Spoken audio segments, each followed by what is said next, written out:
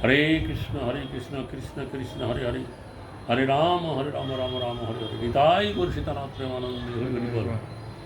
আমাদের প্রিয় নামহট্টের জেলা প্রচারক ভক্তবৃন্দ, আপনাদের একটা গুরুত্বপূর্ণ বিষয় অবহিত করবার জন্য আমি জানাচ্ছি।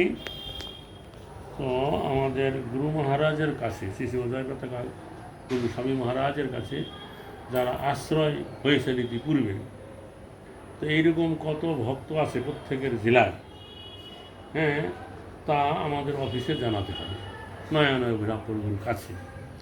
কারণ গুরু মহারাজ শীঘ্রই মায়াপুরে আসবে বলে আমরা খবর পাচ্ছি।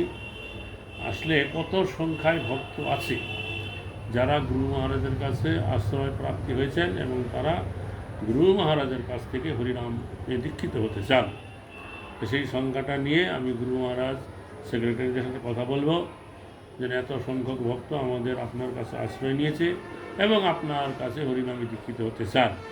তা আপনি একটা দিন নির্ধারণ করে দেন, যেই দিন এদেরকে দীক্ষা হবে তাদেরকে মায়াপুরে ডাকা হবে এবং তাদেরকে দীক্ষা দেওয়া হবে। এটা আগামী এক সপ্তাহ, মানে আজ 21 তারিখ, আগামী 28 এই জুনের মধ্যে মায়াপুর অফিসে, আমাদের দীক্ষা অফিস নামহট্টের নয়নয় অভিরামপুরের কাছে অতি অবশ্যই জানাতে হবে।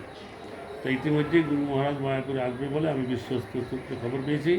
আসলেই সেই সংখ্যা নিয়ে আমি গুরু মহারাজ সেক্রেটারি এবং গুরু মহারাজের সাথে আলোচনা করব এবং একটা 8-10 দিনের ডিফারেন্সে একটা ডেট নেব।